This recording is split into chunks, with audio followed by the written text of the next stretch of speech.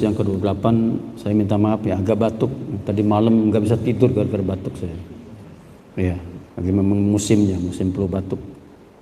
Hadis yang ke-28 kita coba baca, silakan. Udah ketemu ya? Bismillahirrahmanirrahim. An Abi Najih Al-Arbadi Ibni Sariyata radhiyallahu anhu qala wa'azana Rasulullah sallallahu alaihi wasallam mau'izatan wajilat minhal qulubu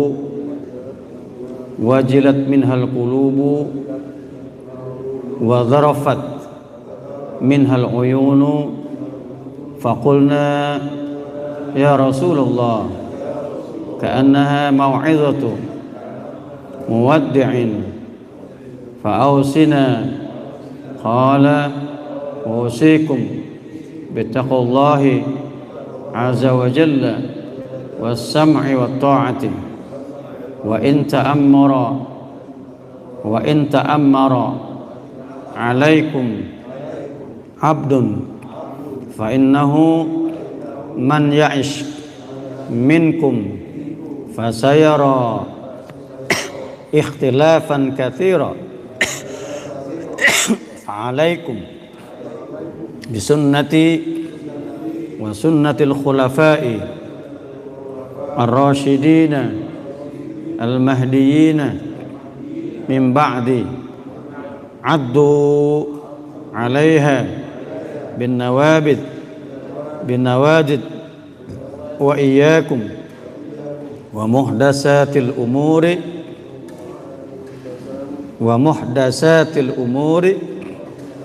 fa inna kulla bid'atin dolalatun rawahu Abu Daud wa Tirmizi qala hadisun hasanun sahih.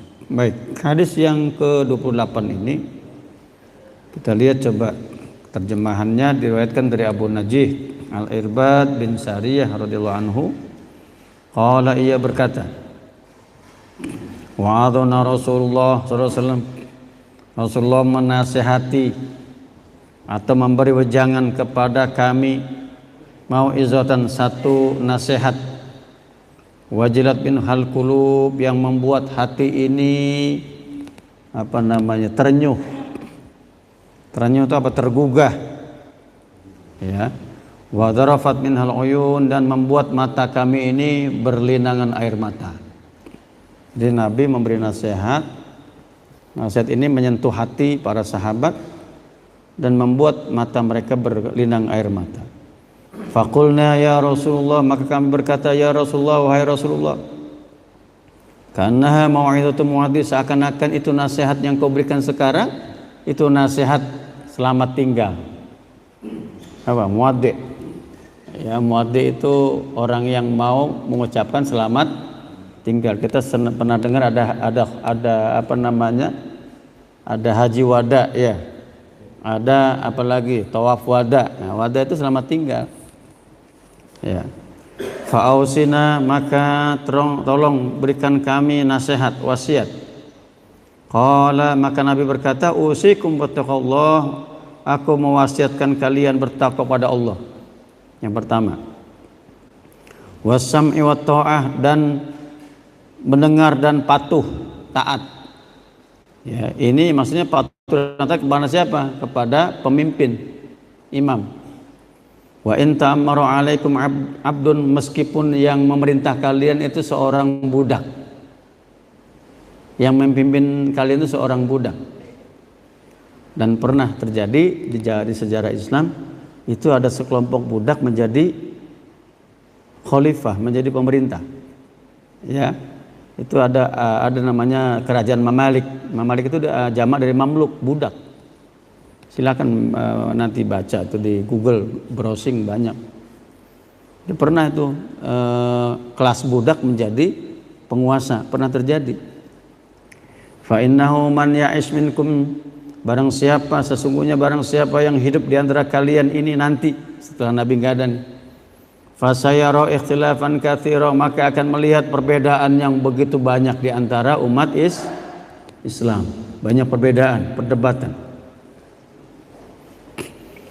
Fa'alaikum, dalam kondisi begitu maka kalian harus bisunnati, pegang sunnahku, kan gitu kata Nabi. Wa sunnatil khulafa'ir rasyidin al-mahdiyyin min ba'di, dan sunnahnya para khulafa rasyidin yang lurus, mahdiyina yang mendapat petunjuk, min ba'di setelahku. Yang jelas khalifah itu ada 4 ya. Abu Bakar, Umar, Ali, Utsman dan ditambah dengan Umar bin Abdul Aziz, jadi 5.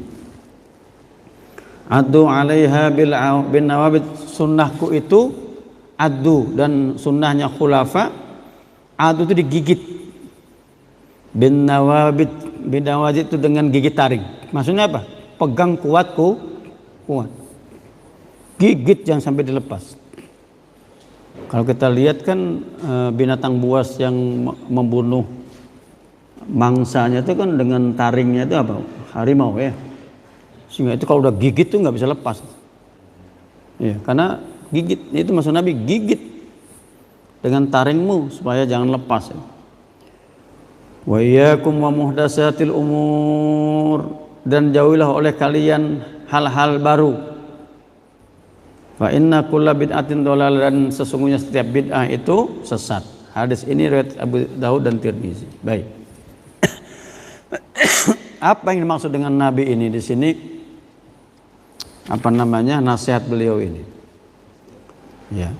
Nah, kita coba lihat ketika disampaikan oleh Nabi di sini mau'izah.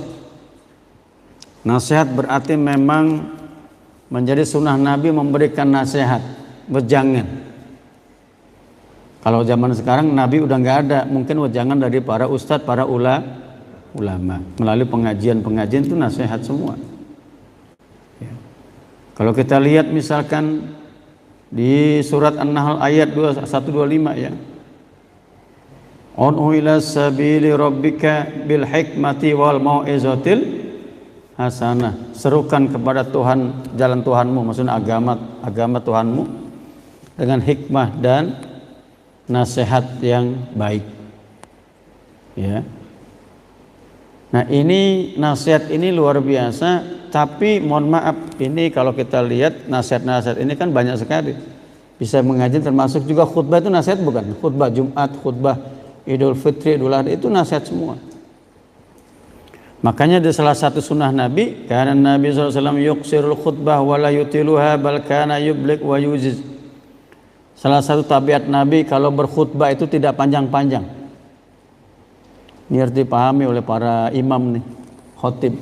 Nabi itu khutbah itu jarang panjang-panjang, tapi singkat, ringkas. Ya. Bahkan riwayatnya Jabir bin Samurah, qala kuntu usolli ma'an Nabi, kata Jabir bin Samurah, aku sholat di belakang Nabi atau bersama Nabi. Fakanat sholatu qasdan, Nabi itu kalau sholat enggak terlalu lama. Jarang Nabi sholat lama-lama itu, kecuali pada momen tertentu. Ya. Wa khutbatuhu qasdan, dan khutbahnya juga enggak lama-lama. Nah, coba bayangkan, kita ikuti Nabi, ini ada orang khutbah sampai 1 jam. Khutbah Jumat sampai jamaahnya ini belingsatan, udah enggak betah. Ya, mau ada urusan, mau ada ini. Nah, ini imamnya ini enggak tahu, berarti enggak tahu sunnahnya Nabi. Padahal khutbah Jumat maupun sholatnya yang sedang-sedang saja. Makanya saya pernah lihat di masjid mana itu, ada masjid ditulis langsung di situ di mimbarnya, khutbah nggak boleh lebih dari 15 menit. Ada itu. Mungkin kayaknya pernah kejadian di situ. Khutbahnya sejam, jangan-jangan begitu ya.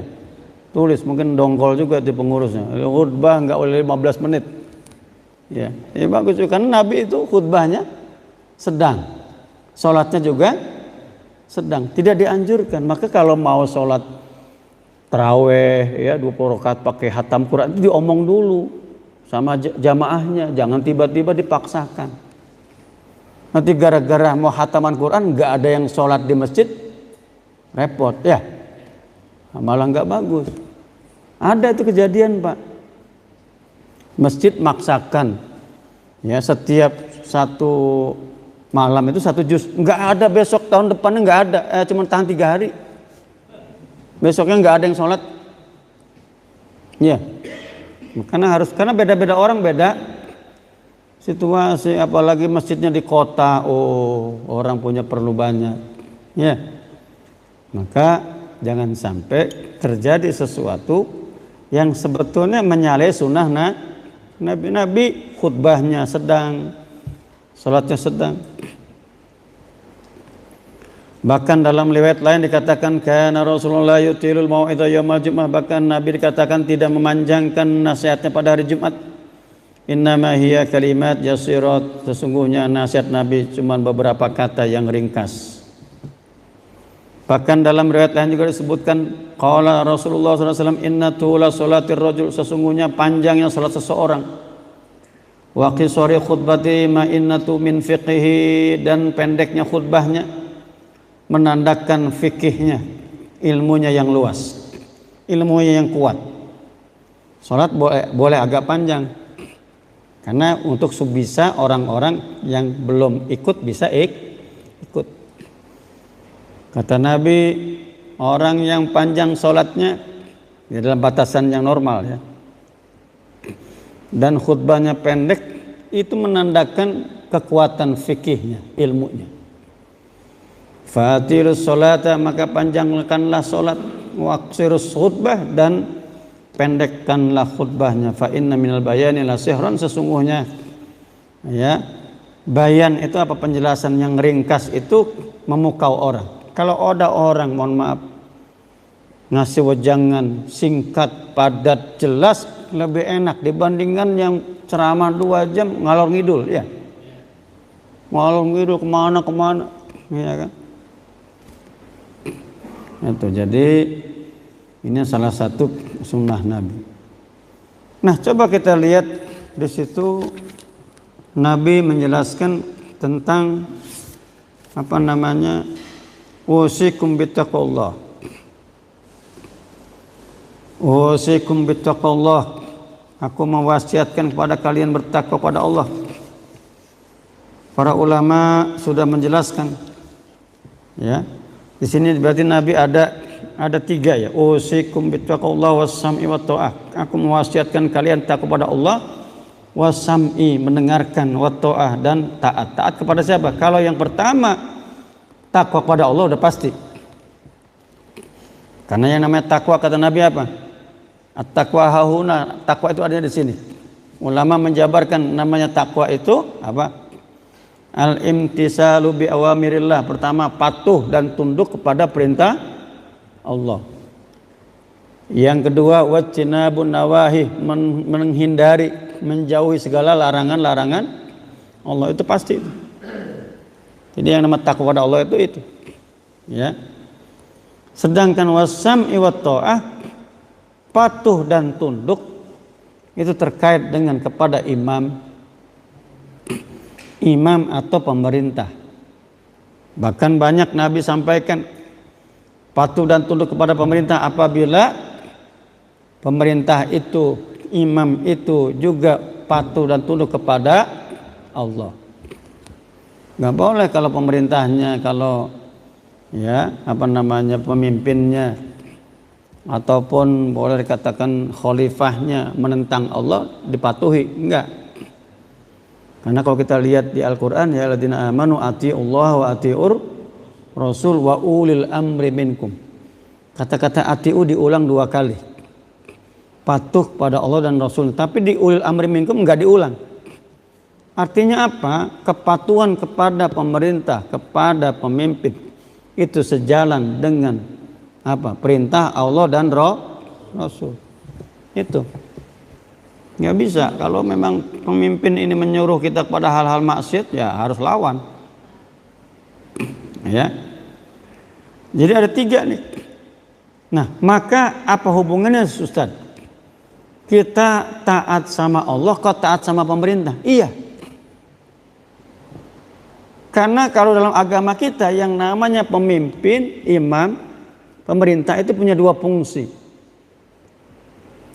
Yang pertama, himayatuddin, melindungi agama, menjaga agama. Itu tugas pemimpin. Tugas pemerintah. Ya. Yang kedua imaratul bilad, yang kedua memakmurkan negara. Artinya rakyat. Kalau dua itu tidak terpenuhi, maka jangan dipilih. Ya. Jadi pandai-pandai memilih pemimpin, lihat dari dua itu. Dari mana Ustaz? Lihat track recordnya, lihat agamanya, lihat apa lagi?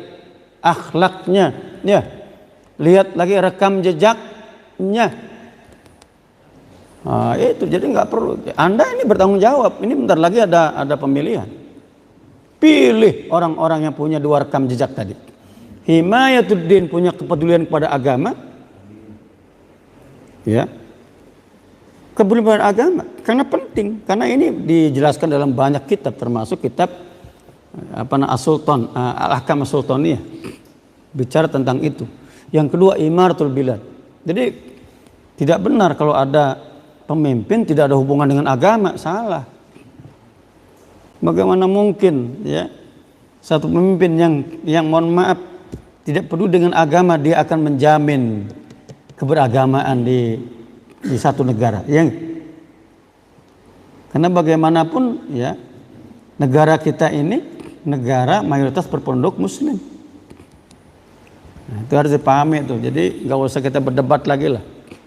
Itu udah clear situ, udah clear. Ya, ambil yang memang punya dua visi tadi. Kata Imam Mawardi punya tugas dua, pemimpin itu pertama himayatuddin, yang kedua imaratul bilad. Yaitu melindungi agama, kedua memakmurkan negara maksudnya rakyat sejahtera. Makanya dalam satu hadis Nabi sangat keras. Ya. Dikatakan apa dalam terjemahannya, barang siapa yang tidak memiliki imam dalam hidupnya nih, panutan yang dipanut ya, yang diikuti ya, kana maitatan jahiliyah, matinya mati jahiliyah. Maksudnya imam, pemimpin yang dipanut, yang diikuti, yang jelas. Ya, jadi pemimpin ini akan menyebabkan kita itu benar atau enggak itu, kan gitu. Itu jelas ya.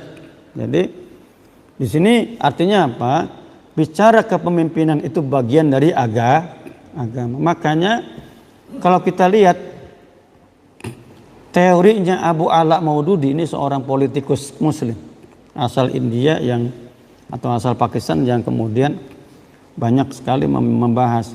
Kata beliau di negara kita yang ideal itu bukan demokrasi, tapi apa? Teodemokrasi. Teodemokrasi itu apa maksudnya? Apa? Yang tertinggi Tuhan, baru di bawahnya rakyat. Iya, kalau rakyat semua bermaksiat sama Allah, nggak bisa. Iya, maka kata beliau teodemokrasi, yang paling tinggi Tuhan. Maka bisa mengukur suatu negara itu bagus atau tidak, bagaimana rakyatnya patuh atau tidak kepada agamanya. Jadi bukan demokrasi. Kalau demokrasi mah bisa dibohongin ya. Tapi kalau satu negara rakyatnya patuh sama agamanya, insya Allah pemimpin yang terpilih itu pun mencerminkan ya kesolehan rakyatnya, masyarakatnya. Maka sebetulnya kalau bicara pemimpin tidak lepas dari masyarakat. Kalau masyarakatnya amburadul, jangan berharap punya pemimpin baik. Maka sekarang mulai dari kita, perbaiki diri kita. Kalau kita ingin mendapatkan pemimpin yang bagus, maka perbaiki diri dulu, masyarakat dulu nih. Tapi kalau masyarakatnya udah hancur, nggak lihat lagi etika, mohon maaf ya. Wah sudahlah, itu jangan berharap dapat pemimpin yang bagus. Ya, itu ya. Wa in ta'ammara, bahkan Nabi dikatakan di situ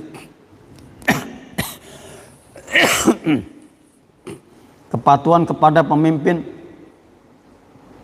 Ya. Kata para ulama termasuk Nabi sampaikan, wa in ta'ammara alaikum abdun, meskipun yang memimpin kalian itu seorang hamba. Wah, hamba dipatuhi Pak kalau benar. Meskipun yang memerintah kalian seorang pemimpin dari kalangan budak, bahkan disebutkan dalam hadis Habasyun, budak negro, parah lagi, udah budak negro lagi ya. hitam gitu kan. Itu juga harus ditaati, dipatuhi kata Nabi, ya. Bahkan Imam Hasan Al-Basri mengatakan dalam masalah pemimpin umara, ya. Apa kata beliau? Wahum yaluna min umurina khamsan. Sebagai indikator para pemimpin yang benar ini, kata beliau ada 5 perkara. Kata Imam Hasan, mereka itu dapat memimpin kita. Pertama apa? Al-Jum'ah. Bisa memimpin sholat Jumat, khotib, bisa dia. Itu pertama kata Hasan Al-Basri, itu pemimpin harus bisa ngimamin, bisa khutbah. Wah, berat juga ya. Bisa ngimamin, Pak. Bukan bicara suaranya bagus, bisa ngimamin dia. Ya kalau ada pemimpin bisa dia ngimamin, ya, cakap, khotibnya bagus, wow, udahlah itu. Satu itu. Ya, sudah bisa memenuhi syarat pertama. Yang kedua wal jamaah. Biasa ikut sholat berjamaah. Ini mohon maaf, kalau zamannya khalifah itu, khalifah jadi imam, Pak. Tahu nggak ceritanya? Umar dan termasuk Ali terbunuh gara-gara apa? Habis sholat kan? Ngimamin. Kan gitu. Wih, kita rindu sekali kalau ada pemimpin ini jadi imam sholat. Ya, luar biasa kalau ada pemimpin itu mau ngimamin sholat. Bang benar, kalau nggak benar jangan dipaksain. Maksudnya benar itu apa? Bacaannya bagus, tahu cara sholat. Yang ketiga wal id, termasuk ketika sholat id mampu tampil dia di halayak. Ya terlepaslah ini Imam Hasan Al-Basri ya melihatnya. Itu pemimpin patut kita lihat karena mereka itu punya waktu-waktu tertentu perlu tampil. Wasugur di saat perang. Oh iya tampil dong. Di depan. Bukan nyuruh anak buahnya perang. Dia mah enak. Kongko. Tampil, coba lihat. Para nabi itu tampil di depan enggak tiga perang? Tampil di depan Nabi. Itu Pak. Jadi para pemimpin itu menjadi imam pertama apa tadi? Salat Jumat, salat jamaah, ya termasuk salat Id, Idul Adha, Idul Fitri, wasugur ketika perang, masa-masa sulit, wal hudud ketika dia menegakkan hukum. Contoh. Makanya kalau dalam ajaran Islam menegakkan hukum itu yang tampil duluan itu pemimpin. Pernah kejadian di zaman Nabi ada seorang perempuan mencuri itu dari kalangan bangsawan. Wah ini pada yang lain kusuk-kusuk nih, kasak kusuk lah.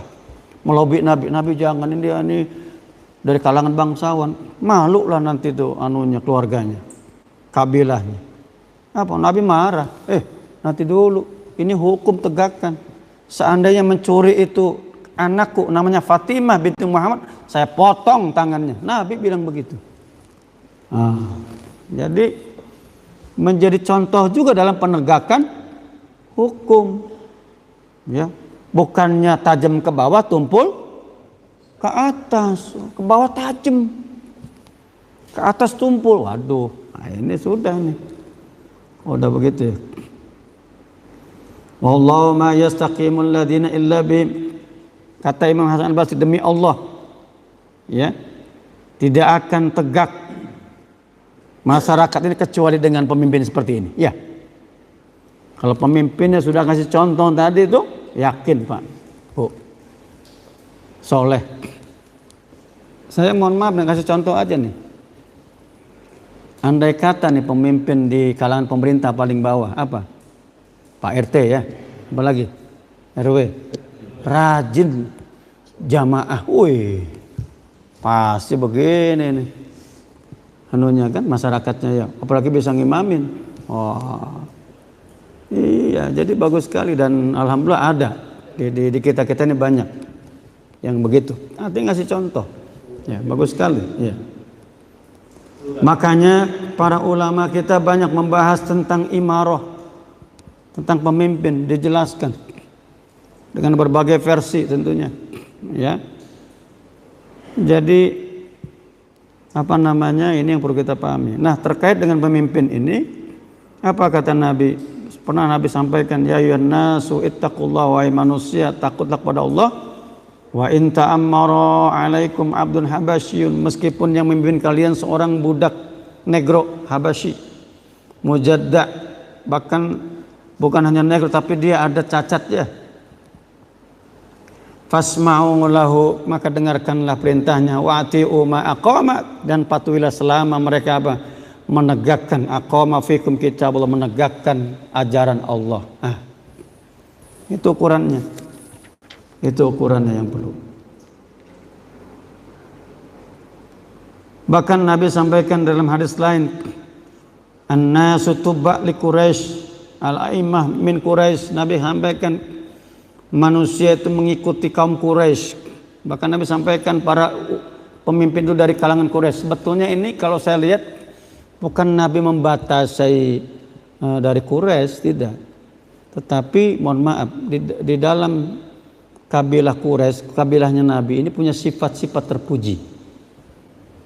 Maksudnya apa? Pemimpin itu ikutilah sifat-sifat terpuji dari kalangan orang-orang Quraisy. Terpuji, Pak.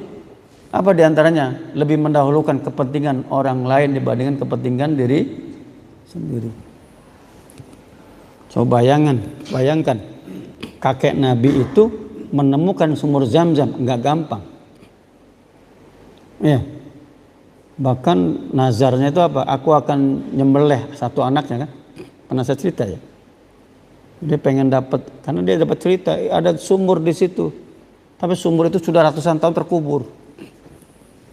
Ya. Singkat cerita dia bernazar, kalau saya menemukan sumur Zam-Zam ini, dalam satu riwayat ya, saya akan berkorban. Anaknya, salah satu dari 10 anak laki-lakinya mau dikorbankan.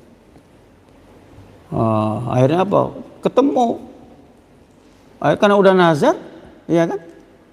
Nah 10 anaknya diundi kan gitu. Kata pemuka agama Abdul Muthalib, kalau kamu ingin undi, yang keluar namanya itulah yang menjadi korban. Diundi, keluar nama bapaknya Nabi, Abdullah. Sedangkan Abdullah ini anak kesayangan Abdul Muthalib. Kata Abdul Muthalib, oh saya nggak mau yang ini nih. Gimana? Kata penasihat agama itu, pemuka agama, kalau begitu setiap kali kamu ingin mengocok ulang kedua, ketiga, seterusnya sejumlah anakmu, maka gantikan dengan 10 ekor unta.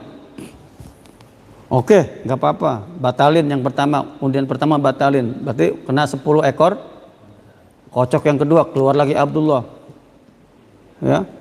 Sampai sejumlah anaknya yang 10 ini, 10 kali kocokan yang keluar namanya Abdullah, diganti dengan 10 ekor unta masing-masing kocok, jadi 100. Itulah sebabnya satu nyawa itu nilainya 100 ekor unta. Sebabnya begitu. Makanya ada yang bilang para ulama Nabi itu Ibnu Zabih, anak sembelihan. Kenapa? Karena ayahnya dulu mau disembelih. Bukan hanya Ismail, anak sembelihan ya. Nah, itu kalau mau tahu cerita, ini saya pernah baca riwayatnya begitu. Kemudian Nabi lanjutkan, fa innahu man ya'ish minkum ba'di fayasar ikhtilafan katsira fa 'alaikum bi sunnati wa sunnatul khulafa'ir rasyidin min ba'di addu 'ala bin nawabid. Ya. Kata Nabi, nanti barang siapa yang hidup di antara kalian setelahku ini, hidup kalian ini, maka akan mendapatkan perbedaan yang begitu luar biasa terhadap agama ini.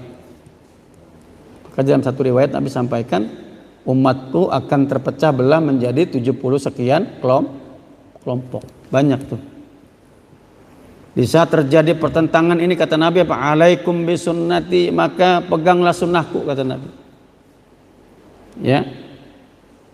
Sunnahku pegang. Dan siapa? Sunnahnya para khulafa. Artinya apa? Ikutilah sunnahku dan sunnah para khulafa. Nabi membatasi itu karena zamannya kan yang hadir waktu itu khulafa. Tetapi para ulama mengatakan bukan hanya khulafa, setelahnya pun kalau kita melihat mereka soleh, patut diikuti. Makanya ada namanya urf.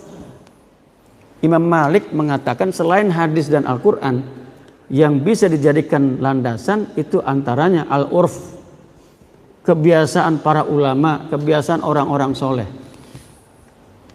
Urf, ya boleh Pak. Jadi bahkan ada disebut dengan apa? Ijma' al-ummah, ya, kesepakatan umat, ya. Karena Nabi bilang la tajtami'u ummati ala dolalah, umatku tidak akan bersepakat dalam kebohongan, dalam kesesatan. Nggak mungkin Pak itu. Umatku itu sepakat semua dalam kesesatan. Ya, karena itu menjadi patokan yang disampaikan Nabi. Maka banyak sekali penjelasan Nabi apa alaikum bisawadil a'dham, kalian ikutilah mayoritas dari umatku. Itu kan umatku yang apa ahlu sunnah wal jamaah. Para ulama menerjemahkan yang disebut dengan sawadil a'dham, mayoritas itu adalah ahlu sunnah wal jamaah. Di luar dari itu kita harus hati-hati kan gitu. Artinya apa? Ya ambillah apa yang diyakini akidahnya Ahlussunnah wal Jamaah, ya. Salatnya, fikihnya, ibadahnya Ahlussunnah wal Jamaah. Contohnya akidah itu apa? Kita meyakini adanya alam kubur, karena ada yang menolak. Mu'tazilah itu menolak alam kubur, enggak ada alam kubur. Masa ada siksa kubur? Orang akhirat aja belum datang kan gitu. Tapi Ahlussunnah mengatakan ada, berdasarkan hadis Nabi ada namanya alam kubur, ya. Addu alaya bin nawabit, kata Nabi, pegang erat-erat, ya. Pegang erat-erat itu namanya sunnahku dan sunnah para khulafa. Nah, maka Nabi menyampaikan dalam satu hadis ini, riwayatnya Abdullah bin Mas'ud, qala sayali umurakum ba'di rijalun yudfi'una sunnah bil bid'ah. Kata Nabi, nanti banyak atau ada orang-orang setelahku yang memimpin kalian, ya, yudfi'una sunnah bil bid'ah, mematikan sunnahku dengan bid'ah. Mematikan sunnahku dengan bid'ah. Dua pemahaman. Pertama apa? Ada kelompok yang gampang membid'ah-bid'ahkan padahal itu sunnah. Nah, ini bahaya nih. Dikiranya itu bid'ah padahal sunnah. Paham? Maka lihat. Tanya kepada ulama, Ustaz, betul nggak ini bid'ah? Kalau yang jelas bid'ah itu apa? Rebu wakasan nggak ada tuh Pak. Ya. Rebu wakasan katanya rebu paling sial dalam sejarah manusia, ya. Nggak ada, setahu saya nggak ada. Hari Rebo mau hari Kamis sama aja. Semuanya kembali berpulang kepada ketetapan Allah. Itu yang pertama. Pemahaman kedua, bisa jadi menghilangkan sunnah dengan bid'ah. Ya, bid'ah apa sunnahnya diganti dengan bid'ah. Ini harus hati-hati juga nih. Ada dua pemahaman tadi. Maka yakinkan kita terhadap agama, bertanyalah kepada para ulama. Jangan baca kitab sendiri. Kita nggak sanggup Pak, nggak cukup cuman baca terjemahan Al-Quran. Nggak cukup cuman baca postingan di medsos. Nggak cukup. Ada orang dapat postingan di medsos, ditelan mentah-mentah, bahaya.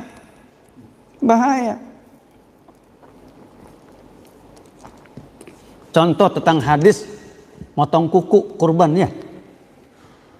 Nanya, yang dipotong kuku hewan kurban atau yang mau berkurban? Ya, itu kan perdebatan tuh.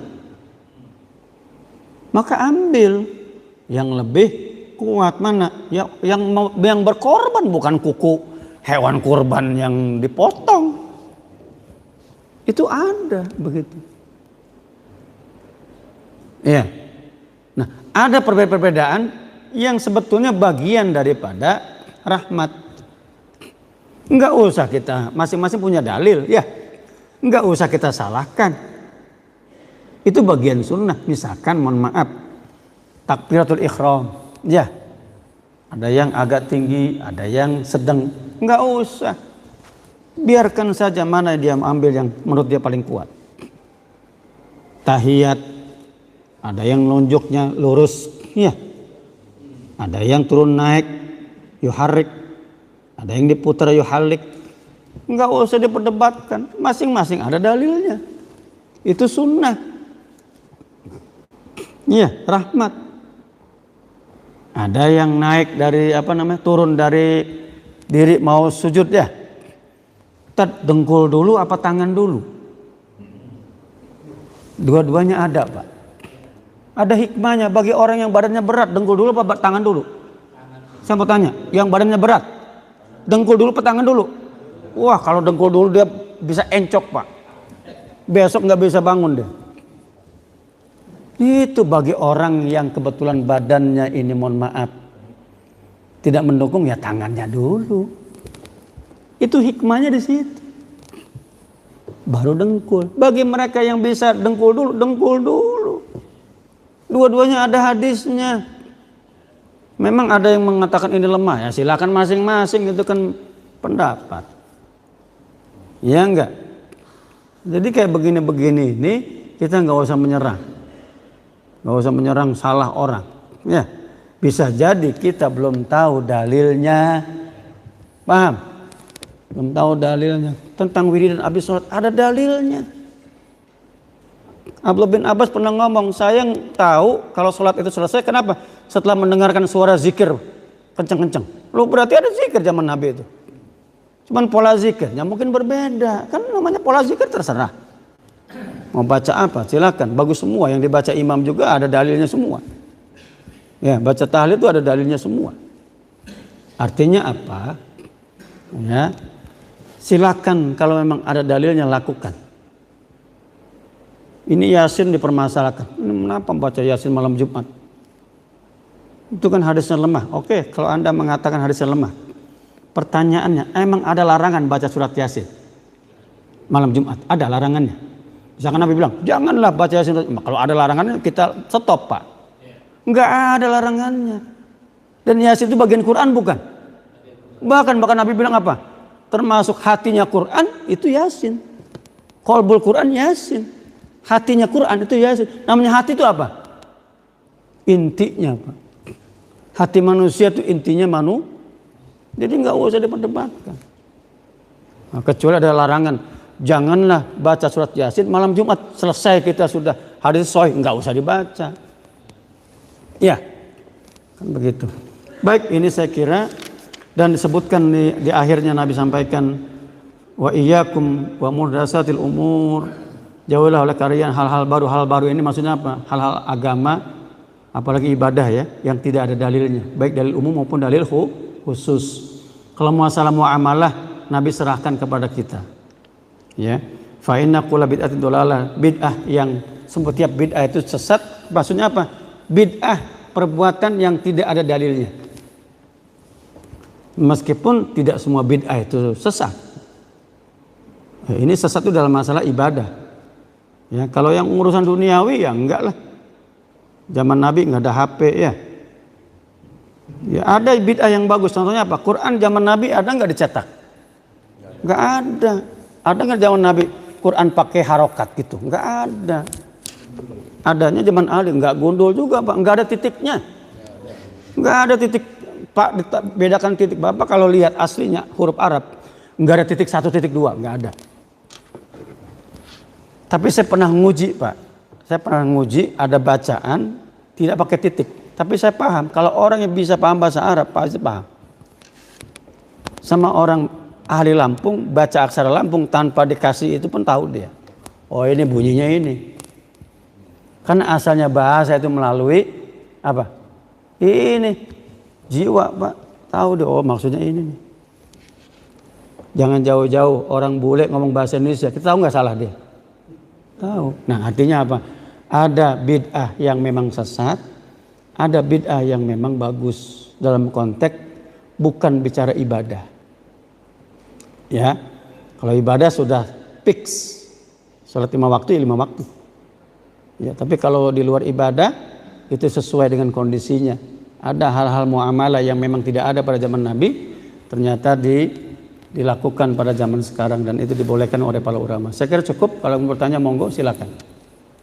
Bapak Ibu hadirin sekalian hormati, demikian penjelasan hadis yang ke-28 beredaran yang intinya ada 4 poin yang diberikan nasihat pada kita, yaitu pertama bertakwa kepada Allah SWT, mendengar dan taat pada terbukti meskipun yang bersangkutan adalah seorang Buddha, kemudian berpegang teguh pada sunnah Nabi SAW dan sunnah Allah yang terbimbing, dan yang keempat jauhi setiap perkara yang diada-adakan yang termasuk bid'ah. Bapak Ibu hadirin sekalian yang saya hormati, mungkin kalau ada yang pertanyaan ataupun dipertegas ataupun ada tambahan, kami persilakan. Waktu masih ada, walaupun waktu sekarang ini sudah jam 7 kurang 10. Iya, jamnya. Itu jam Amerika kayaknya. Jam Jepang. Oke, Bapak Ibu sekalian. Kayaknya cukup ya. Kayaknya masalahnya cuacanya dingin ini masalahnya. Cukup kayaknya. Ada. Monggo silakan. Mic-nya ada, mic-nya. Ini mic-nya. Iya. Ya, silakan.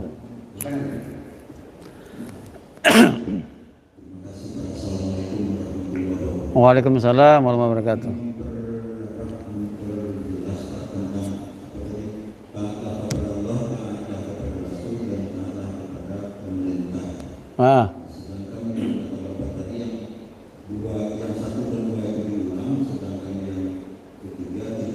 Oh. Iya. Sulit ya. Mencari pemimpin. Sementara pengertian di masyarakat muslim. Iya.